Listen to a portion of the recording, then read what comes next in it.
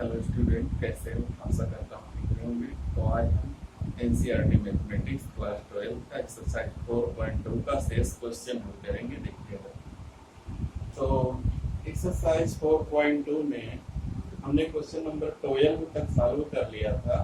अब question number 13, 14, 15 और 16 चार क्वेश्चन बचा है। तो हमने यहाँ पर क्वेश्चन नंबर 13 लिख रखा है। हम इसको सबसे पहले सॉल्व करेंगे। तो इस क्वेश्चन को सॉल्व करने के लिए देखिएगा, तो इस तरीके से इसको हमें बिना लंबी प्रक्रिया किए सारणी के प्रगुणों का प्रयोग करके सॉल्व करना है। तो हमने बायां पक्ष लिया, इसके बाद कुछ प्रगुण इसमें लगाएंगे। अधिक से अधिक हमको 0 ले आना है इसमें। तो सबसे पहले करेंगे, अब देखते हैं,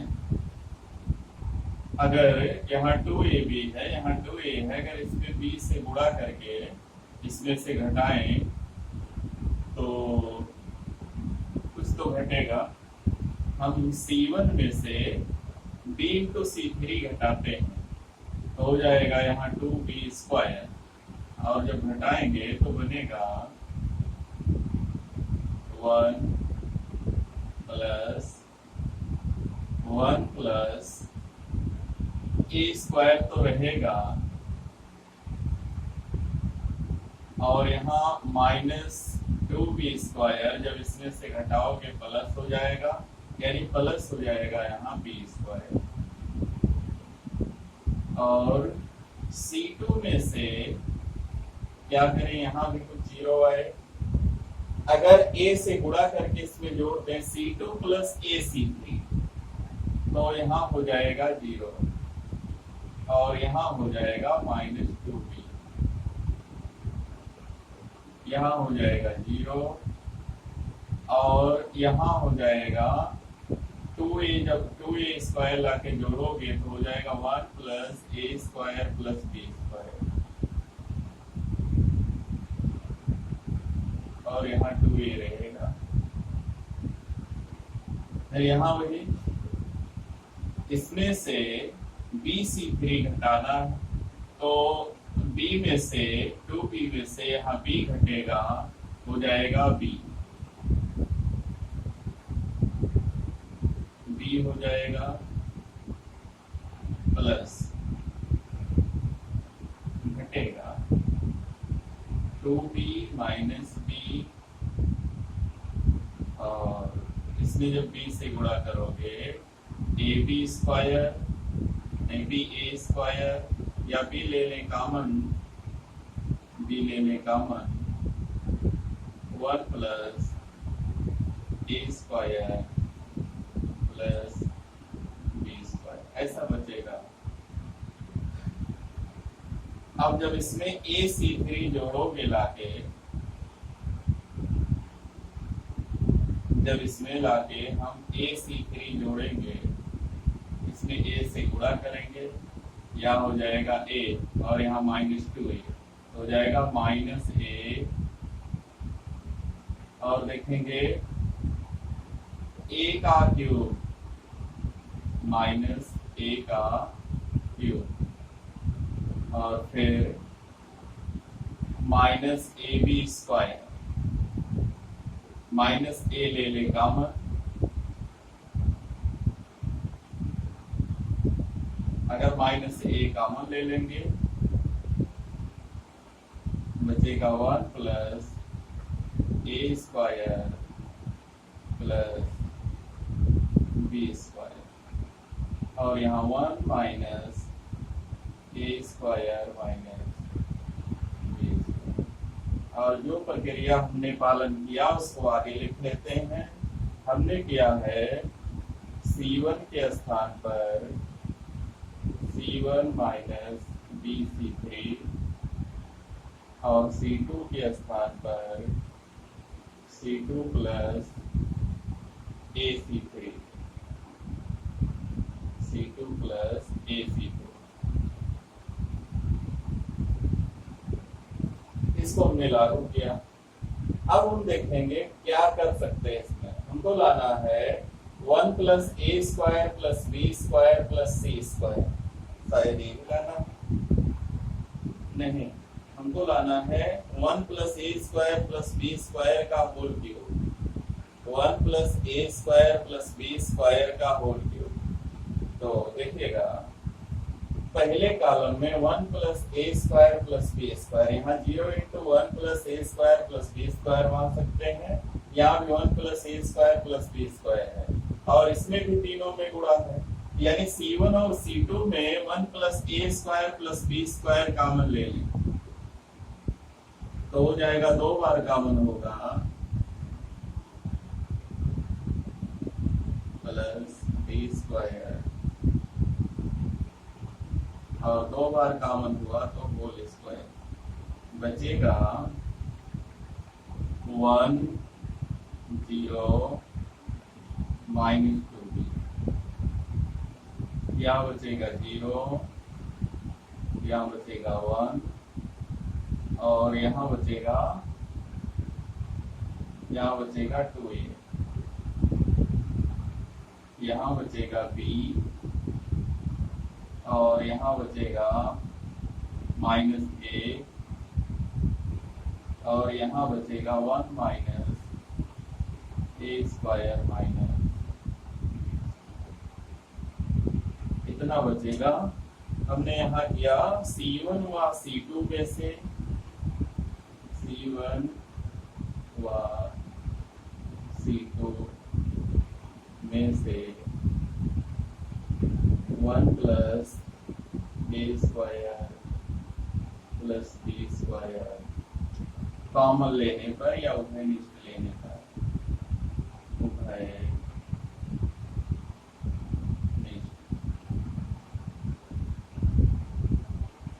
लेने पर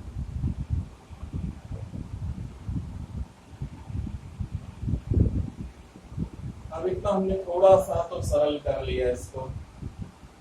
अब इसमें एक और अगर 0 कर ले जाएं तो बड़ा ही आसान हो जाएगा।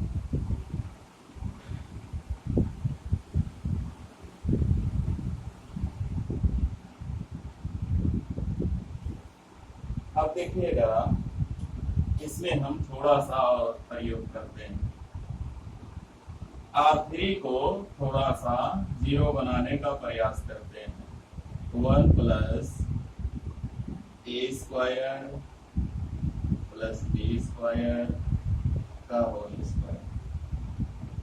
पहला रो ऐसे उतार दे 1 0 माइनस 2a और इसको भी 0 1 2b, यहाँ 2a और यहाँ से b को काटना है तो इसमें BR1 को घटा दें और CR2 को जोड़ दें तो यहाँ हो जाएगा 0 और इसमें से जब BR1 और CR2 AR2 को जब इसमें जोड़ोगे तो a इंटू 1 0 यहाँ भी हो जाएगा और यहाँ BR1 यानी 2b square minus 2b square और यहाँ यानी plus 2b square plus 2a square तो 1 plus a square plus b square 1 plus a square plus b square और इसको हमने क्या किया R3 के स्थान पर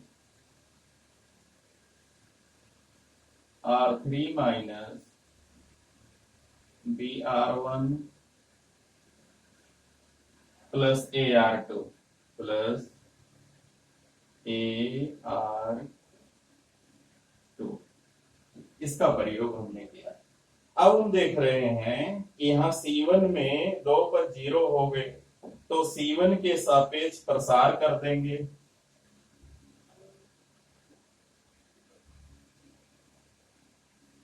C1 के सापेक्ष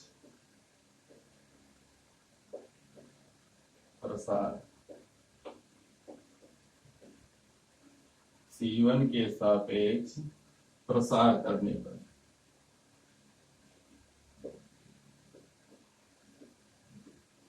कर देंगे तो 1 प्लस ए स्क्वायर प्लस बी स्क्वायर का होल स्क्वायर 1, अब ब्रैकेट में लिखेंगे 1 का रो और कॉलम कट जाएगा, इसका कॉलम कट जाएगा, रो कट जाएगा। 1 into 1 plus A square plus B square minus 0, 1 into A square plus B square plus C square minus 0। अब देखेंगे तो यहां से 1 होगा, 1 plus A square plus B square,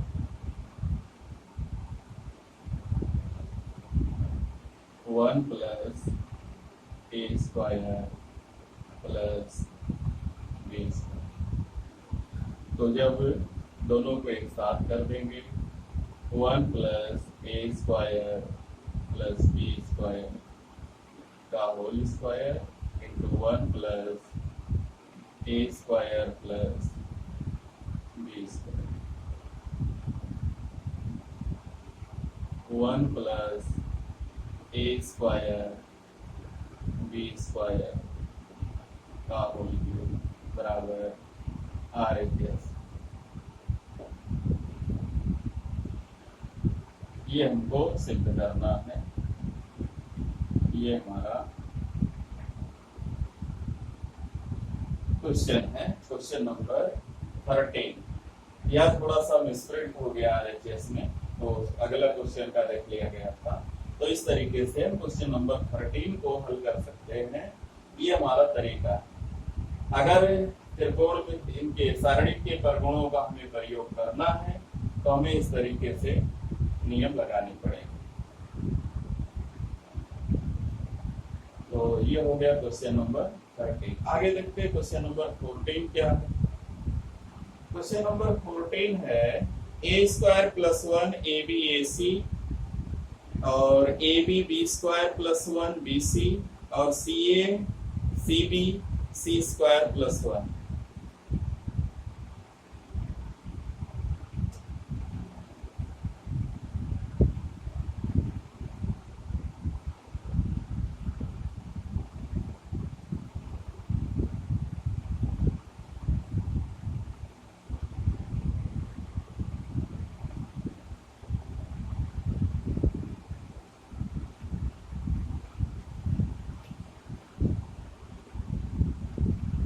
A square plus 1 A B A C,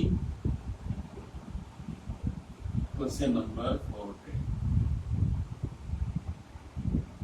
A square plus 1 A B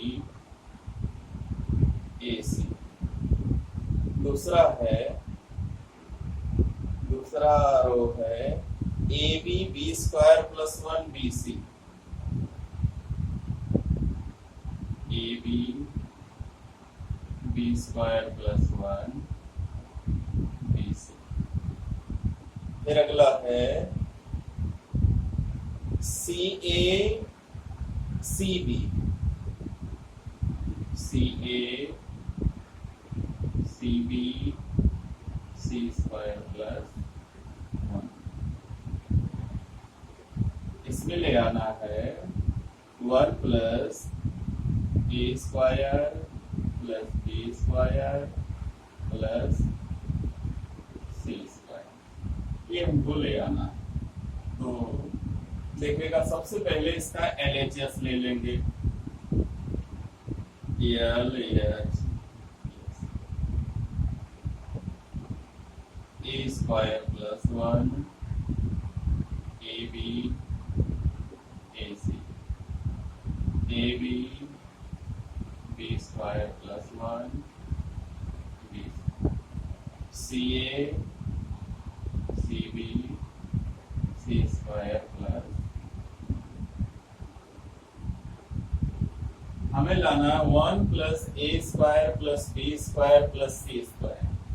यहाँ तो A square है और A B square C square नहीं है। कुछ ऐसा करें कि यहाँ बी स्क्वायर बने इसी में और सी स्क्वायर बने, तो इसमें ए से गुणा कर लें, इसमें बी से गुणा कर लें, इसमें सी से गुणा कर लें। फर्स्ट कॉलम में ए से गुणा कर लो, A into A square plus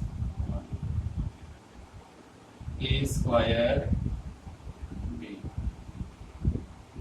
C A square, इसमें बी से गुणा कर ले, ए बी स्क्वायर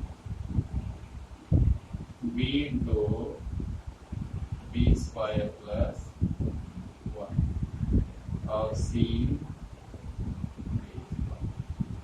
या सी से गुणा कर लें, ए सी स्क्वायर और बी सी स्क्वायर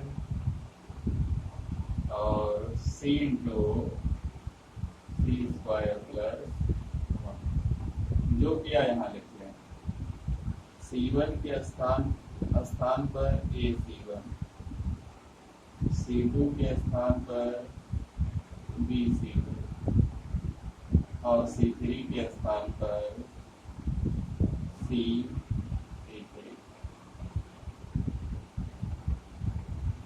सी सी। इतना हमने किया यहाँ पर। अब क्या करें, अगर हमने यहाँ पर ए बी सी से गुणा किया है तो यहाँ बाहर भाग भी देना पड़ेगा, 1 बाई ए बी सी, या कभी भी केवल गुणा नहीं कर सकते, उसको बैलेंस करने के लिए भाग भी देना पड़ेगा। अब देखेंगे, आगे देखेंगे।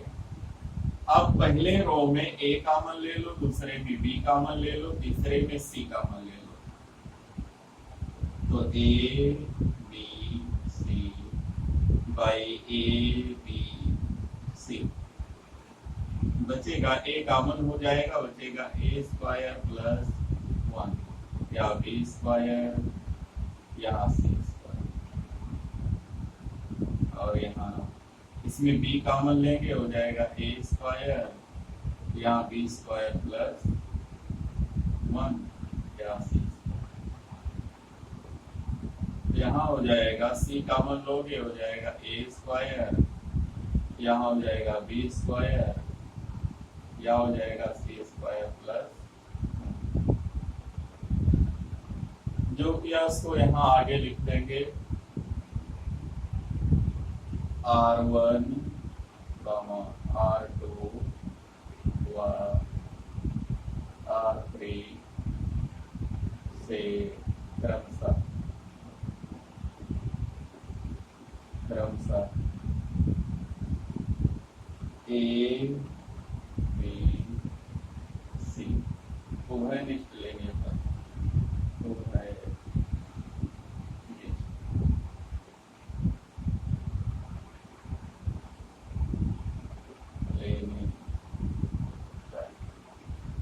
तो हमने ये एक बार C1, C2, C3 में ABC से गुणा किया, फिर R1, R2, R3 में ABC ले लिया कॉमन, तो यहाँ ABC कट जाएगा, ABC से ABC कट जाएगा। अगर हम C1 में C2 और C3 को जोड़ दें तो देखिएगा a square plus B square plus C square plus 1 ऐसा हो जाएगा।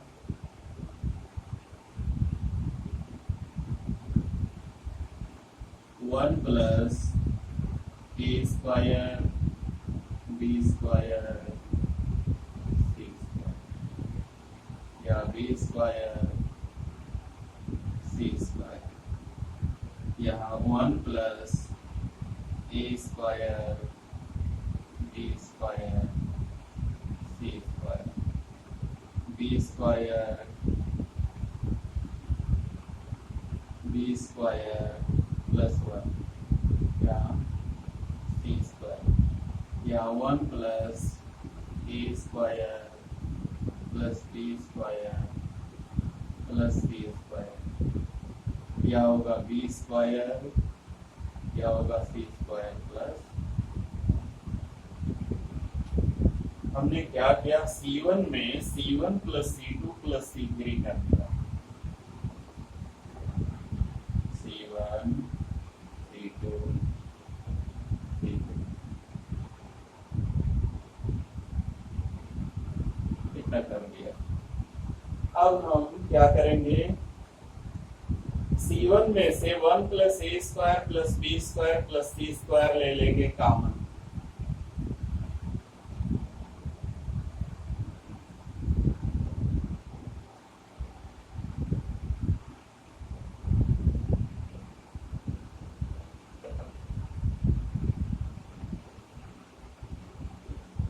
तो हो जाएगा 1 प्लस ए स्क्वायर बी स्क्वायर सी स्क्वायर। जब कॉमन हो गया तो बचा 1 1 1 या बी स्क्वायर सी स्क्वायर या b square plus 1 c square, यहाँ सी बी स्क्वायर और सी स्क्वायर प्लस ऐसा बच गया। अब इतना हुआ, इसके बाद क्या करेंगे, अब 1 1 1 बन गया है। अब हम C2 में R2 में से R1 घटा लेंगे और R3 में से R1 घटा लेंगे। 1 प्लस ए square plus B square plus सी स्क्वायर, 1 0 0 या बी स्क्वायर या सी स्क्वायर, यहाँ 1 और यहाँ 0, या बी स्क्वायर से बी स्क्वायर गया 0 और सी स्क्वायर से सी स्क्वायर गया 1। यहाँ नीचे लिख देते हैं, हमने क्या किया, R2 के स्थान पर R2 माइनस R1 व R3 के स्थान पर R3 माइनस R1 इसका प्रयोग किया।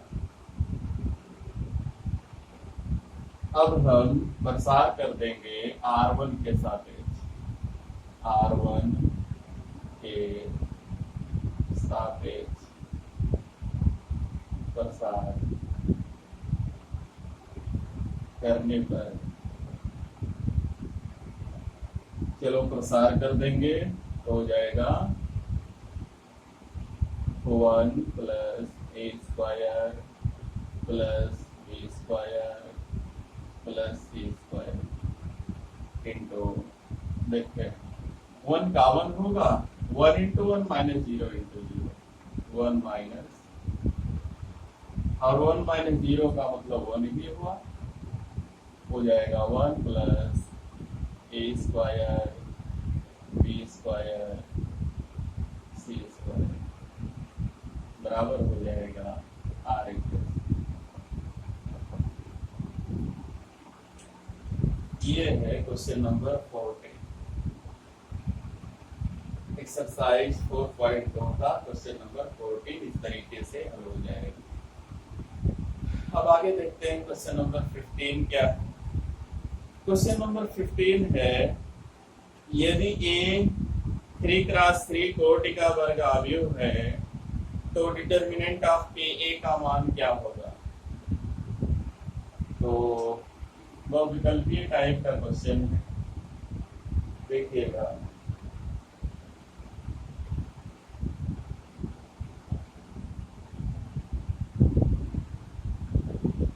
अगर A कोई अवयव है थोड़ी देर के लिए और ऐसे लिखा A बराबर A B C D E F G H, ऐसे आगे अगर के ए निकाला जाए तो होगा, सब में के से गुणा हो जाएगा, के ए, के बी, के सी,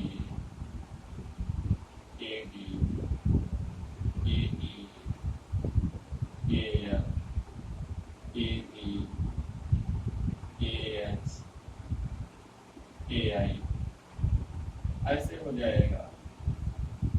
फिर अगर हम इसको डिटर्मिनेंट बना दें ए, तो यहाँ भी डिटर्मिनेंट लग जाएगा, के ए, के बी, के सी, के डी, के ई, के एफ, के जी, के एच, के आई। अब उसमें आव्यूह में जब हम गुणा करते हैं प्रत्येक पद में हो जाता है, लेकिन सारणिक में जब गुणा करते हैं या कॉमन लेते हैं एक ही रो या कॉलम से होता है। इसमें 3 बार के कॉमन होगा तीनों रो में। अब बचेगा A B C D E F G H I. तो हो गया के का क्यूब इंटू डिटर्मिनेंट ऑफ। तो इस तरीके से हम इसको मान सकते हैं। अगर ए को ऐसा माने डिटर्मिनेंट ऑफ ए बराबर यहाँ डिटर्मिनेंट बन जाएगा, और फिर जब के ए निकालेंगे के से सब में गुणा हो जाएगा। फिर जब हम मैट्रिक्स को डिटर्मिनेंट बनाएंगे तो ऐसा होगा, 3 बार के कॉमन होगा तीनों रो में अलग अलग, के का क्यूब इंटू डिटर्मिनेंट ऑफ ए बन जाएगा, जो कि है विकल्प सी। फिर क्वेश्चन नंबर 16 है, निम्न में कौन सा कथन सही है? सारणिक एक वर्ग आव्यूह है। तो सारणिक वर्ग आव्यूह नहीं है। सारणिक जो होता है वर्ग आव्यूह से संबंधित एक संख्या होती है। तो देखिएगा, तो फिर सारणिक एक आव्यूह से संबद्ध संख्या है, तो आव्यूह से नहीं वर्ग आव्यूह से होता है। फिर सी है सारणिक एक वर्ग आव्यूह से संबद्ध एक संख्या है, तो सी वाला इसका सही है। तो इस वीडियो में इतना ही। तो अगर हमारा वीडियो पसंद आएगा तो वीडियो को लाइक कीजिए, शेयर कीजिए और हमारे चैनल को सब्सक्राइब कीजिए। धन्यवाद।